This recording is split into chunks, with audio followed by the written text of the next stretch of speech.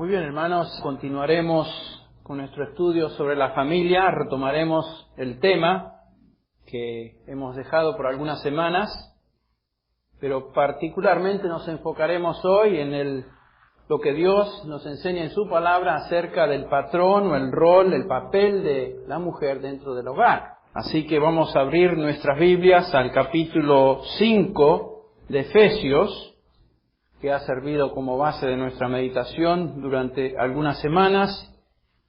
Volveremos a leer los versículos del 22 al 24. Capítulo 5 de Efesios, versículos 22 al 24. Dice así el apóstol: Las casadas estén sujetas a sus propios maridos como al Señor, porque el marido es la cabeza de la mujer, así como Cristo es la cabeza de la iglesia, la cual es su cuerpo, y Él es su Salvador.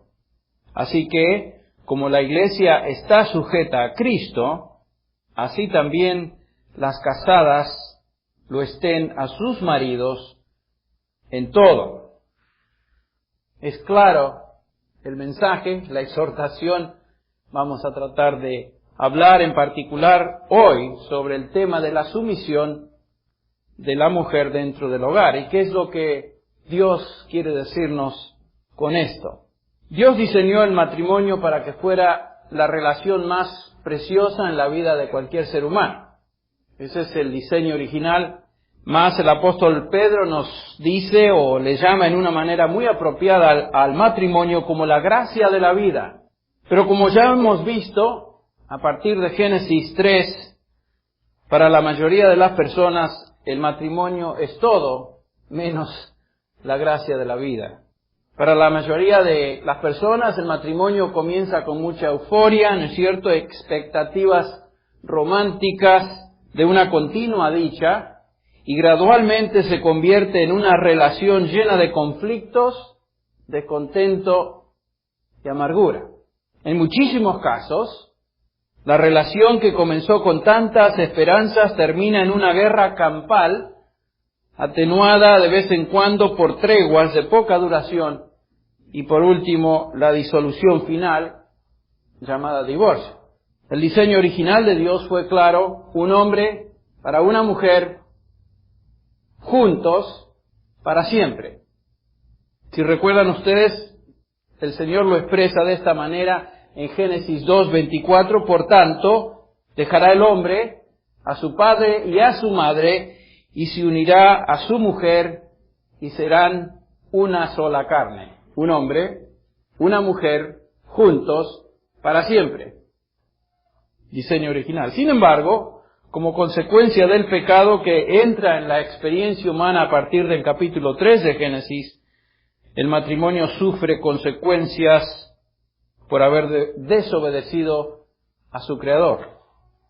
3 consecuencias obvias se nos mencionan en la Escritura. La primera es la maldición de Dios. Como consecuencia del pecado, Dios maldice al hombre, a la mujer, a la tierra, pero particularmente la maldición afecta a la relación matrimonial. En Génesis 3:16 dice: A la mujer dijo el Señor: En gran manera multiplicaré tu dolor en el parto, con dolor darás a luz los hijos, y con todo tu deseo será para con tu marido, y él tendrá dominio sobre ti. Ya explicamos eso. La maldición de Dios sobre el hombre fue el resultado directo de la mujer. Vimos que la maldición tuvo un impacto directo sobre el matrimonio. Sobre la mujer ya lo explicamos. Dice acá que tu deseo será para con tu marido, y eso no tiene que ver con un deseo físico, un deseo romántico especial, sino que tiene que ver con un deseo de querer controlar y dominar a su marido. Eso ya lo vimos. La tendencia de toda mujer a partir de la caída es de querer controlar al hombre y no someterse a su autoridad, de actuar independientemente de su esposo. Esa es la tendencia normal. En el esposo la maldición se expresa de esta manera. La maldición se manifiesta tratando de controlar a su mujer. Dice: y él, hablando de Adán, tendrá dominio sobre ti. La idea de dominio es querer aplastar, querer doblegar a su mujer. Desde ese momento en adelante, la lucha de los sexos es obvia hasta el día de hoy. En segundo lugar, no solamente la maldición es algo que milita en contra del matrimonio, sino que Satanás mismo está en contra de esta relación. Como si fuera poco, Satanás sostiene un ataque constante sobre el matrimonio porque justamente quiere destruir aquello que Dios ha establecido. Y ya en Génesis lo vimos, en el capítulo 4 comienza la poligamia, podemos notar que por primera vez se introduce en el capítulo 9, se introduce la pornografía, en el capítulo 16 de Génesis encontramos el adulterio, en el capítulo 19 habla de la homosexualidad, en el capítulo 34 de Génesis, matrimonios desiguales, y en el capítulo 38 ya observamos un caso de incesto y también prostitución. Satanás se encargó de tratar de cambiar, distorsionar y destruir el matrimonio por medio de estos abusos. No solamente tenemos la maldición en contra del matrimonio, el hecho de que Satanás está en contra del matrimonio, sino que también tenemos que la carne está en contra del matrimonio. ¿Qué queremos decir con eso? Tenemos cuando dos individuos se casan, tenemos a dos pecadores en la carne con deseos carnales de hacer su voluntad. Por naturaleza, tanto el hombre como la mujer tienden a hacer las cosas a su manera, ¿no es cierto? Sin ser sensibles a las necesidades del otro. Y tenemos todos los ingredientes entonces necesarios para que esta relación acabe en la desintegración final. La maldición de Dios, Satanás en contra del matrimonio y la carne en la cual uno vive. La pregunta es, ¿hay esperanza? Sí la hay, sí la hay. La única esperanza para invertir ese inevitable proceso que terminará en desastre es seguir el patrón que Dios ha establecido en la Escritura. Dios ha establecido un patrón para el matrimonio en la palabra de Dios y es la única esperanza que el ser humano tiene para poder invertir ese proceso en contra del matrimonio. Pero comienza con la salvación. La esperanza de un matrimonio de disfrutar la bendición de Dios y por lo tanto la felicidad dentro del matrimonio debe comenzar con la salvación, la cual trae a una persona a una relación correcta con Dios. Un individuo tiene que ser transformado por Dios antes de poder vivir en obediencia a Dios. Entonces, la salvación es el comienzo. Y después de la salvación, desde el momento que uno es salvo, el Espíritu de Dios toma residencia en el creyente y le da la capacidad, tanto al esposo como a la esposa, si es creyente, de hacer y obedecer lo que Dios manda en su palabra. Nos dice Romanos, por ejemplo, 8:2, que el Espíritu de Dios vino para ayudarnos a obedecer, porque la ley del Espíritu de vida en Cristo Jesús me ha librado de la ley del pecado y de la muerte. El Espíritu viene para ayudarnos a obedecer la palabra de Dios. Hablando de la sumisión, dijimos que la palabra de Dios nos enseña acerca de la sumisión general. En el versículo 21 de Efesios que acabamos de leer, el apóstol Pablo nos dice que debemos someternos unos a los otros en el temor de Dios. Esto habla de una sumisión mutua, una sumisión general que todo creyente debe tener. Nuestra preocupación debe ser siempre de tener a mi hermano o a mi hermana en Cristo y sus necesidades como más importantes que las mías. En Filipenses Pablo expresa este concepto de la siguiente manera: nada hagáis por egoísmo o por vanagloria, sino que con actitud humilde cada uno de vosotros considere al otro como más importante que a sí mismo. Y en el versículo 4 del capítulo 2 nos dice, no buscando cada uno sus propios intereses, sino más bien los intereses de los demás. Este pasaje nos habla de una actitud general de sumisión unos para con otros. Pero en el versículo 22, Pablo comienza ahora a dirigirse en particular a las esposas, a las casadas. Y nos dice, las casadas estén sujetas a sus propios maridos. La mujer casada, cristiana, debe someterse en particular a su marido.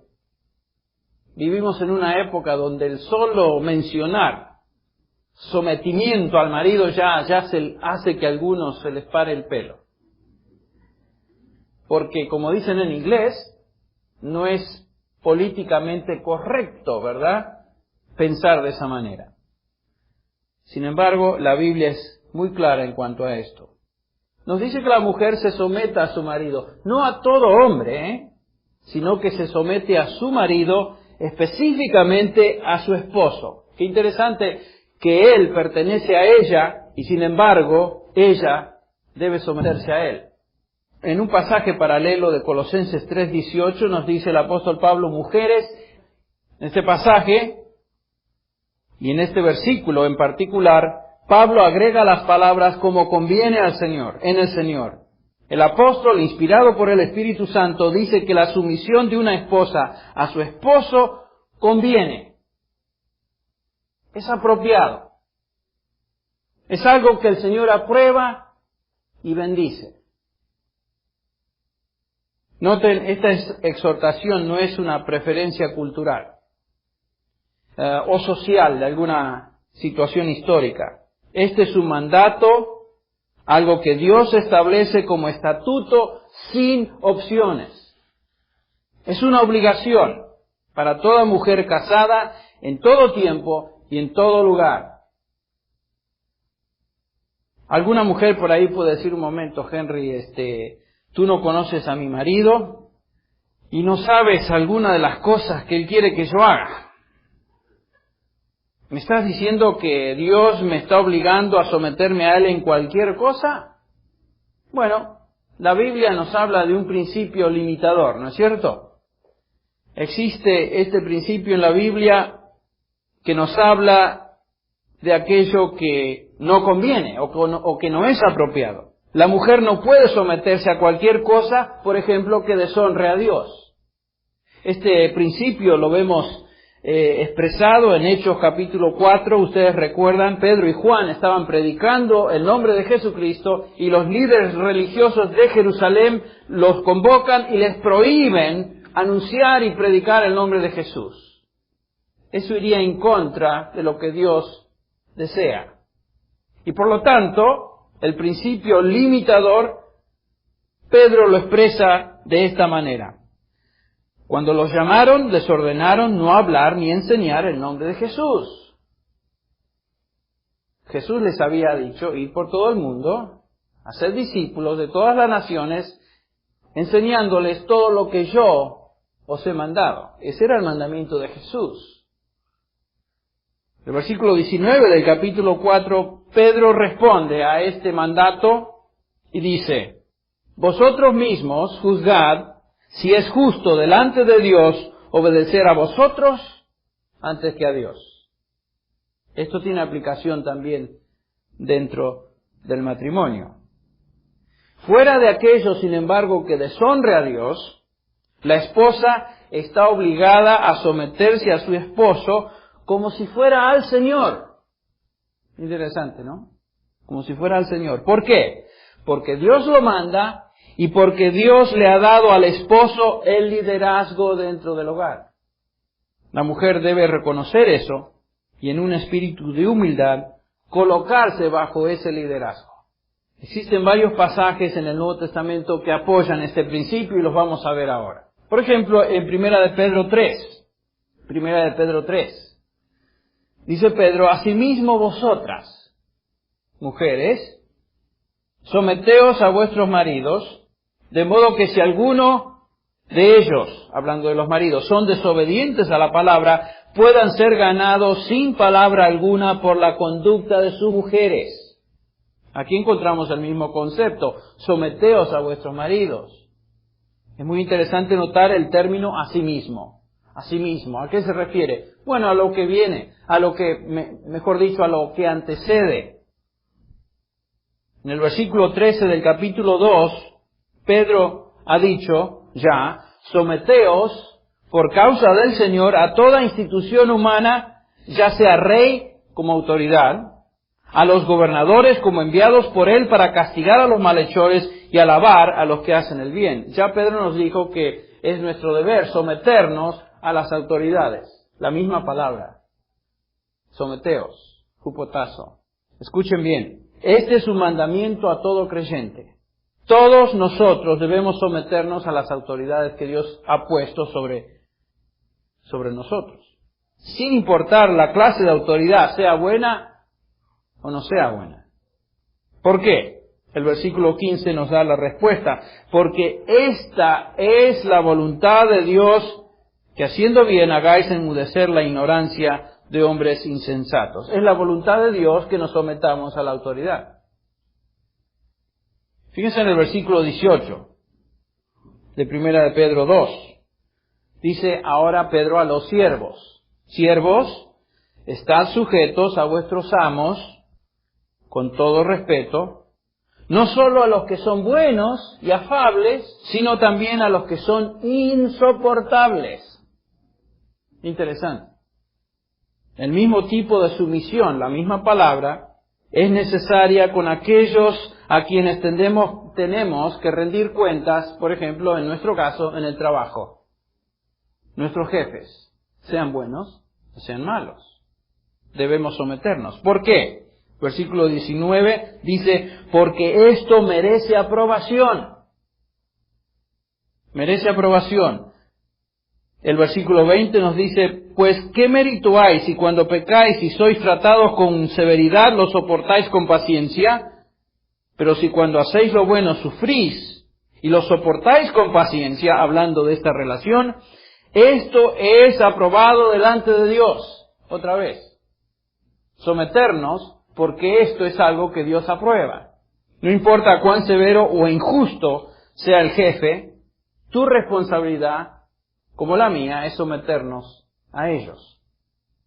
Pero la ilustración más impactante que tenemos en este pasaje de Pedro es la sumisión voluntaria que Cristo enseñó. Nos dice el versículo 21 de Primera de Pedro 2, porque para este propósito habéis sido llamados, pues también Cristo sufrió por vosotros, dejándoos ejemplo para que sigáis sus pisadas, el cual no cometió pecado, ni engaño alguno se halló en su boca, quien cuando le ultrajaron no respondía ultrajando, cuando padecía no amenazaba, sino que encomendaba a aquel que juzga con justicia. Y Él mismo llevó nuestros pecados en su cuerpo sobre la cruz, a fin de que muramos al pecado y vivamos a la justicia, porque por sus heridas fuisteis sanados. En otras palabras, Cristo, Dios hecho carne, se hizo uno de nosotros, se sometió al Padre, pagó la penalidad de nuestros pecados, sufrió el castigo y el maltrato sin merecerlo, y nos dice Pedro que nos dejó ejemplo para que lo sigamos. Ahora volvamos a 1 Pedro 3:1. Asimismo, ¿en referencia a qué? ¿Qué es lo que dice Pedro? Asimismo, así como he estado enseñando, asimismo vosotras mujeres, someteos a vuestros esposos. ¿Qué quiere decir asimismo? De la misma manera. Así como alguien se somete a la autoridad del gobierno, como un esclavo se somete a su amo, como un empleado a su jefe, a pesar de las injusticias, así como Cristo se sometió y sufrió, ustedes, mujeres, sométanse a sus maridos, es lo que dice Pedro. La implicación es obvia, ¿no es cierto? No importa qué clase de marido tengas. Sea bueno, sea gentil, sea insensible, sea cristiano o no sea cristiano. Sométete a su autoridad. Aun en aquellos casos en que el esposo no conoce a Cristo como Salvador, con mayor razón. Nos dice el apóstol Pedro, para que sea ganado por la buena conducta que observa en su esposa creyente. Otra vez, permítame recordarle el principio que ser sumisa se aplica en aquello que va de acuerdo a la palabra de Dios. Esto no quiere decir que usted se convierte en un robot, no quiere decir que no tienes ni siquiera la oportunidad de expresar tu opinión o manifestar desacuerdo, pero en lo profundo de tu corazón debes expresar mansedumbre. Esto es lo que Dios estima en gran manera. El versículo 3 nos dice que vuestro adorno no sea externo, peinados ostentosos, joyas de oro ni vestidos lujosos. Versículo 4, sino que sea lo interno. Que el adorno sea de adentro, dice Pedro, incorruptible, y aquí lo describe como un espíritu tierno y sereno, lo cual es precioso delante de Dios. Sara, la esposa de Abraham, mostró esta actitud de respeto y sumisión. En el versículo 6, ¿se acuerdan cómo le llamó Sara a su esposo? Aquí lo dice. Así obedeció Sara a Abraham, llamándolo Señor. Y vosotras habéis llegado a ser hijas de ella, si hacéis el bien y no estáis amedrentadas por ningún temor. Sara se presenta en este pasaje como el prototipo de la sumisión, así como Abraham fue el prototipo de la fe. No quiere decir que en nuestro contexto tenemos que llamarle a nuestros esposos, a ustedes, tienen que llamar mi Señor. Pero sí expresa una actitud de respeto y una actitud de sumisión. 1 Corintios 11, otro pasaje que corrobora el principio que estamos estudiando. Muy importante. Trata el tema del papel de la mujer en relación también a la sumisión. 1 Corintios 11, si ustedes recuerdan. Algo de contexto. Muchas cristianas en la iglesia de Corinto estaban disfrutando una nueva libertad en Cristo. Y llegaron a la conclusión que ya no tenían que estar bajo la autoridad de sus maridos. Malinterpretaron lo que Pablo enseñaba. Es muy posible que esto se debía al hecho de que ya eran uno en Cristo con sus maridos, que existía igualdad espiritual como el mismo apóstol lo enseña, y me imagino que lo enseñó en Corintios, porque Gálatas 3:28, ustedes recuerdan, nos dicen que no hay judío, no hay griego, no hay esclavo, no hay libre, no hay hombre ni mujer, porque todos sois uno en Cristo. Fenómeno. Somos uno, se acabó la desigualdad, así que ahora va a haber cambios. Estas hermanas llegaron a pensar que esta igualdad les daba libertad total en todos los frentes y por lo tanto tenían que borrar cualquier manifestación de aparente desigualdad. Eso es lo que Pablo corrige, entre otras cosas, en los versículos del 3 al 16. El versículo 3 dice, pero quiero que sepáis que la cabeza de todo hombre es Cristo, y la cabeza de la mujer es el hombre, y la cabeza de Cristo es Dios. En el versículo 3 el apóstol nos recuerda que existe, escuche bien, un principio de autoridad y sumisión que aún se observa en la Trinidad.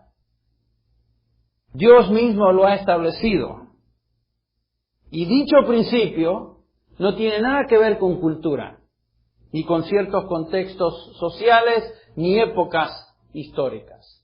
Dios lo estableció. Es parte de la diferencia que Dios ha creado entre el hombre y la mujer. Y aún se observa en relación, como ya dijimos, en la relación entre Dios Padre y Dios Hijo. ¿Igualdad? Sí. Pero esta igualdad no borra las distinciones en cuanto a los papeles que deben existir entre el hombre y la mujer. La distinción entre hombre y mujer, la distinción entre lo que es masculino y lo que es femenino, tiene manifestaciones culturales, es cierto. En el caso de Corinto parece ser que las mujeres usaban un velo sobre la cabeza para distinguirse de los varones y como indicación de castidad. En el capítulo 11 está hablando del velo, que las mujeres tenían que orar con el velo puesto sobre la cabeza. En esa cultura, en Corinto, entre paréntesis, solo las prostitutas y las mujeres rebeldes no usaban un velo sobre sus cabezas en presencia de los varones. Sin embargo, en la congregación de Corinto, aparentemente algunas mujeres habían dejado a un lado esa distinción y actuaban como si la distinción ya no importara. Y Pablo dice, la distinción continúa porque es algo que Dios ha establecido, independientemente de la manifestación cultural. Pablo dice que las mujeres cristianas tienen que mantener la distinción que Dios ha establecido, lo cual revela su propósito en la creación. Fíjense, Pablo se remonta a la creación en el versículo 7 cuando dice, pues el hombre no debe descubrirse la cabeza, ya que él es la imagen y gloria de Dios, pero la mujer es la gloria del hombre. Dios ha colocado al hombre en un lugar de liderazgo en el hogar y en la iglesia, y a la mujer en un lugar de sumisión. Ella debe mantener la marca o señal de esa sumisión, la cual en Corinto era el uso de un velo sobre la cabeza o el pelo largo. Para que nadie malentienda la intención de su enseñanza, Pablo nos dice en el versículo 11, sin embargo, en el Señor, ni la mujer es independiente del hombre, ni el hombre es independiente de la mujer. Y en el versículo 12 dice, porque así como la mujer procede del hombre, el hombre nace de mujer, y todas las cosas proceden de Dios. Entonces vemos que existe una interdependencia entre la mujer y el hombre. Aunque Dios ha establecido el principio de autoridad y sumisión, no hay desigualdad espiritual, humana y personal. Pero hay distinción y hay papeles que Dios estableció y que uno debe obedecer y seguir. En Tito 2, otro pasaje, Tito 2, en este capítulo encontramos en los versículos del 3 al 5, por ejemplo, instrucción sobre el tema que estamos tratando.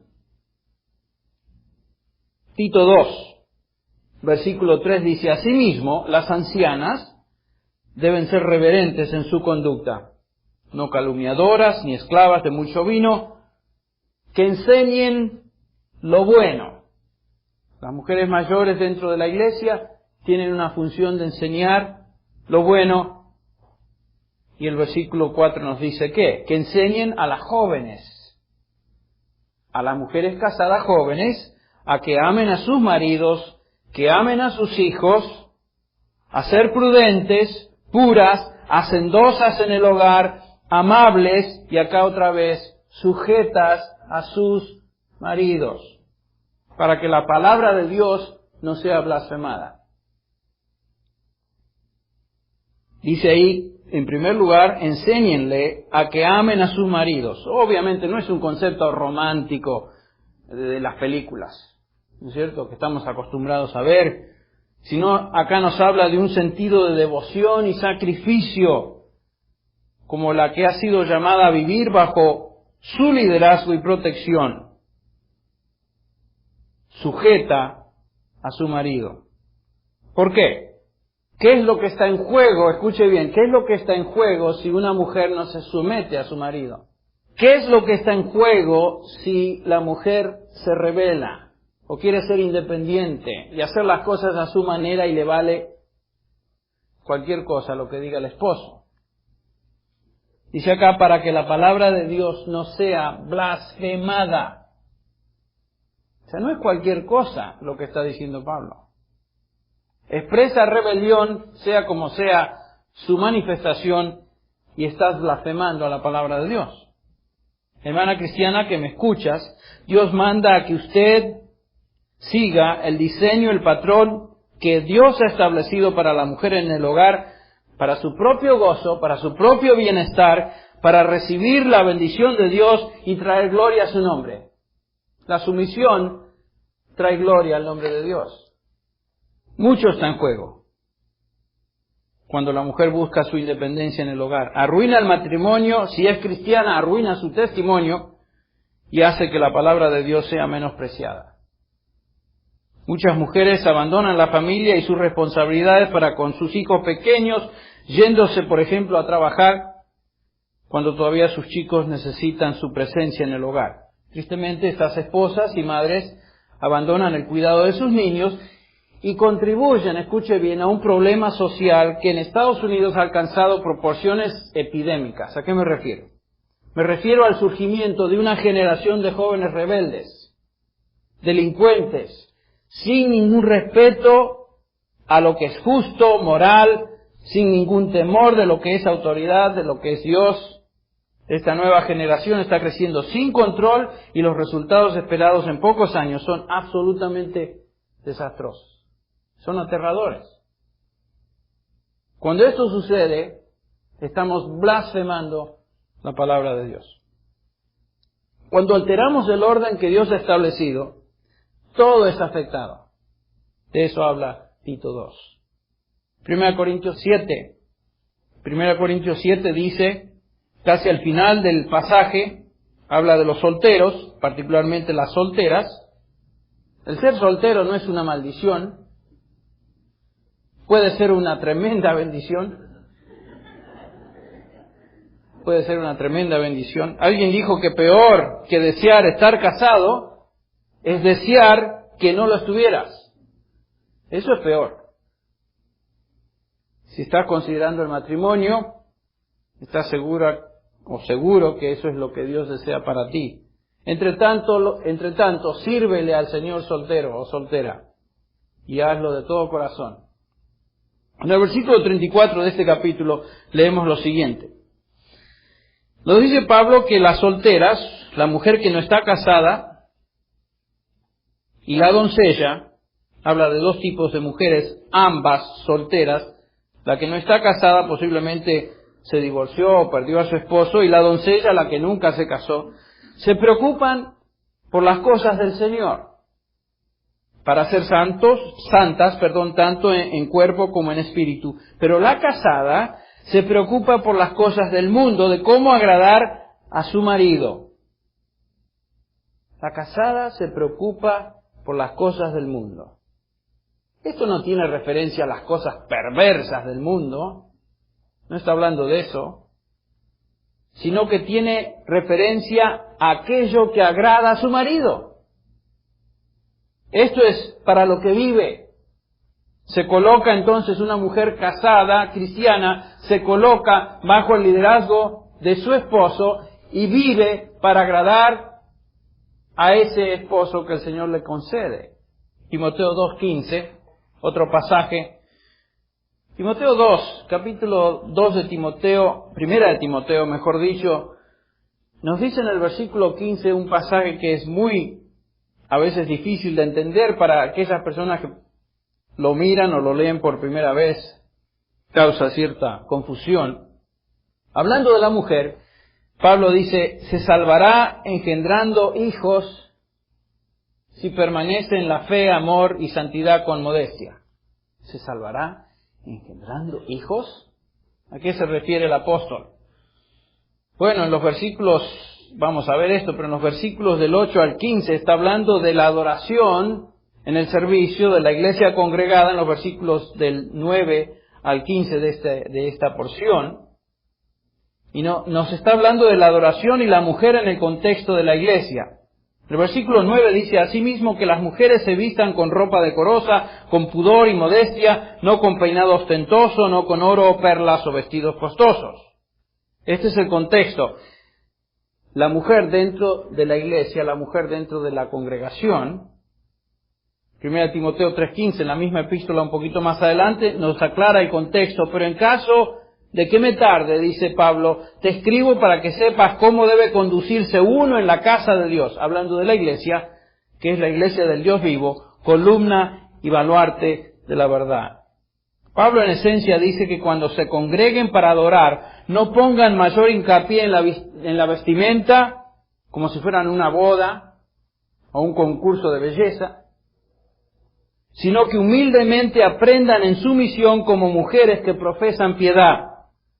1 Corintios 14:34, hablando de la iglesia congregada, dice Pablo a estas mujeres, las mujeres, escuche bien, guarden silencio en la iglesia. Porque no les permito, o no es permitido, dice Pablo, hablar. Antes bien, que se sujeten, como también dice la ley. Bueno, ahí está otra vez.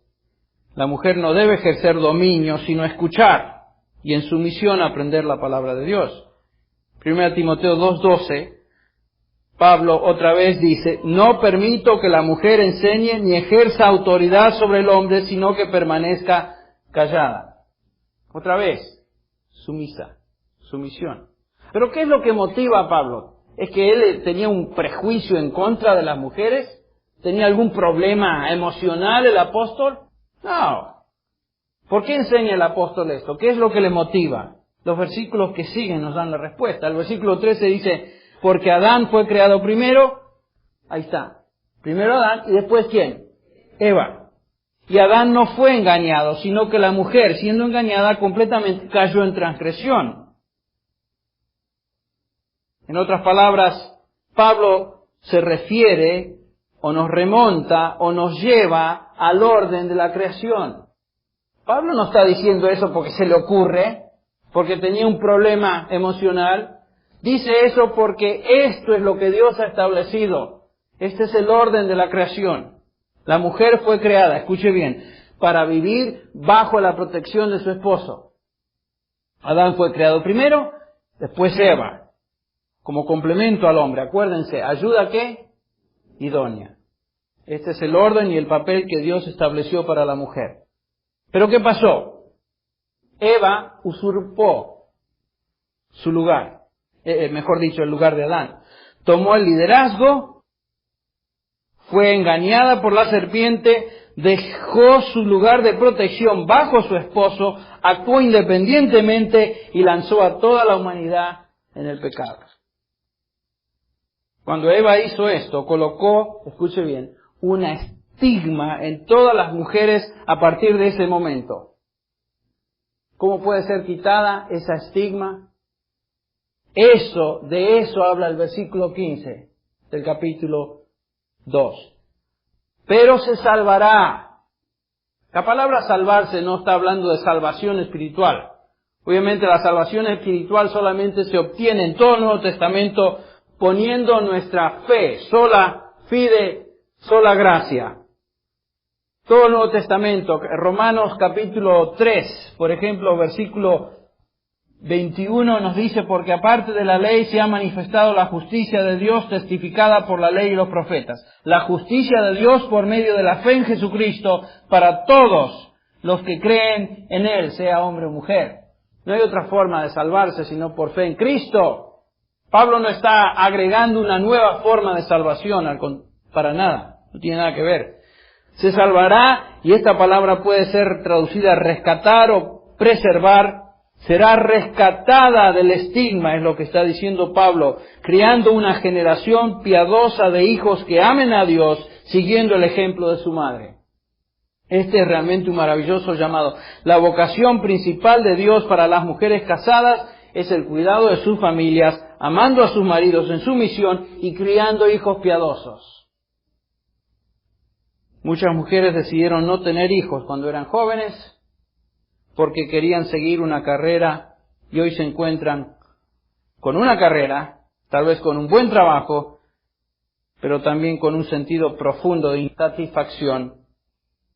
¿Saben por qué? Porque perdieron el propósito primordial de su vida, criar una familia. Y no podrán hacer eso, que eso regrese. Algunas de estas mujeres quieren ahora tener un hijo como si fuera un logro más en sus vidas. Su concepto de lo que es ser madre es puramente lograr alcanzar una meta más. Estaba leyendo esta semana un testimonio de una de estas mujeres donde dice, he comprado la casa, he tenido varios automóviles, he salido de vacaciones, tengo una carrera, ahora todo lo que necesito es un par de hijos.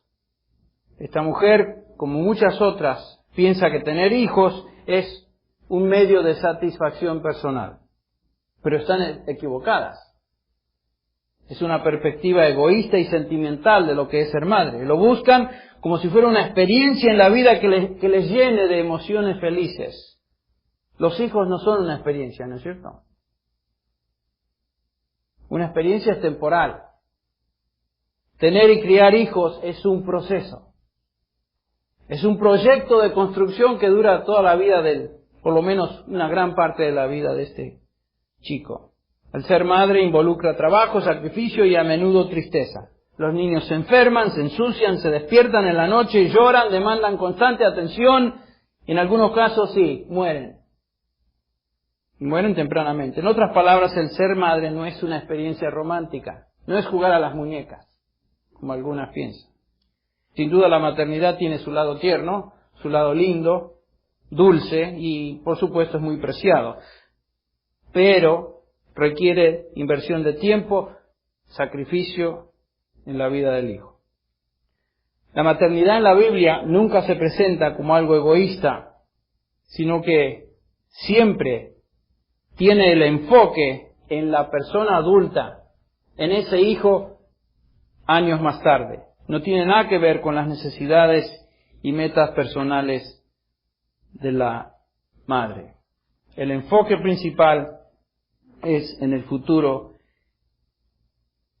el producto final. Un adulto quien va a vivir una vida que trae honra y gloria a Dios. Eso es ser madre en la Biblia. El enfoque principal de una mujer entonces es en el hogar, su esposo, sus hijos, y esta es la vocación de Dios para la mujer. En conclusión, quisiera terminar leyendo parte de una carta de una esposa que nuestro hermano MacArthur recibió hace algún tiempo, y creo que el sentimiento de esta carta ilustra las consecuencias de dejar a un lado el patrón de Dios para la mujer. Dice así que es una hermana en Cristo. Recibí su serie en cassette sobre la familia como regalo de Navidad. Cuando usted comenzó la instrucción sobre el deber y prioridades de la esposa, tuvo razón en decir que iba a molestarle a mucha gente. Derramé muchas lágrimas mientras le escuchaba. Le dio el clavo al hablar del resquebrajamiento moral de las familias e hijos cuando la madre abandona el hogar para trabajar afuera. La razón por la que derramé lágrimas es porque soy una madre que trabaja. Tengo 4 hijos, 11, 10, 3 y 1 y medio. He trabajado durante toda la vida de cada uno de ellos. Mis pequeños enfrentan una privación maternal tremenda cada día. Llego a casa después de 9 a 10 horas fuera y tengo que preparar la cena, lidiar con los bebés que lloran, que se portan mal y tratar con los mayores para que no se sientan olvidados. Estoy cansada, enojada y frustrada todo el tiempo.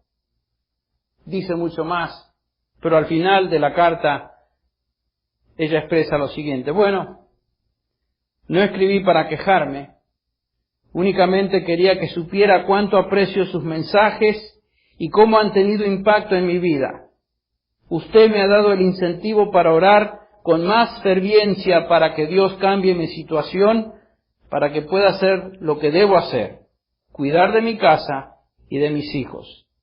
También oro por mi marido, quien ha escogido arruinar su carrera y nuestras vidas dándose el gusto en las drogas y el alcohol. Continúe enseñando la palabra de Dios. No importa si hay narices que se desfiguren con el golpe. Esto nos hace abrir nuestros ojos y volver a examinar cómo vivimos nuestras vidas. Qué triste, ¿no es cierto? En un sentido, esta mujer ya no puede regresar y rehacer lo que perdió. El tema de la sumisión en la Biblia es muy claro. Dios estableció un patrón para la mujer y el hombre dentro de la relación matrimonial y dentro del hogar que no se puede violar sin recibir consecuencias. No se puede violar. Bueno, solamente cubrimos hoy el tema de la sumisión. La próxima vez juntos estaremos estudiando la manera de la sumisión, el motivo, el modelo de la sumisión y también la magnitud. Vamos a orar juntos. Padre, te damos gracias porque tu palabra es clara, aunque nos duele a veces escucharla. Tú nos has dado un plan para el matrimonio y la familia. Si lo seguimos, tú prometes bendición. Oro, Padre, por las hermanas que están escuchando tu palabra hoy. Sabemos que hay muchas mujeres en las mismas circunstancias que está esta hermana en la carta. Pedimos por ellas y por la responsabilidad de la Iglesia de ayudar en situaciones como esta. Señor, también pedimos por aquellos que están contemplando casarse o son parejas jóvenes, ayúdales a tomar decisiones correctas. En casos donde ya se han equivocado, ayuda a que corrijan sus caminos y encuentren en ti el perdón y restauración que tú prometes, Señor. Nuestro deseo es que tu nombre y tu palabra sean honrados en el hogar para levantar una generación de hijos tuyos que te amen y te honren. Continúa guiándonos conforme a nosotros consideramos estas cosas. Señor, pedimos todo esto en el nombre del Señor Jesús. Amén.